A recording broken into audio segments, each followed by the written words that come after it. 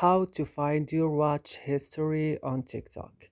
Hello guys, how it's going? Today we'll show you how to do this. Just watch this video until the end. Make sure that you like and subscribe in this channel. So let's start. First, you will just go to TikTok, then open it. And does everyone know when you open TikTok, it will open it will open on home automatically. Now you will, for example, I watched these two videos, and now I want to have like the history of my uh, watch it. And now you go to profile, then go to this three line here, and then go to settings and privacy, and then go to watch history.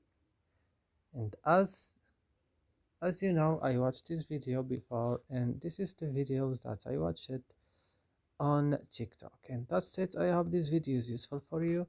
Don't forget to like and subscribe in our channel. See you next.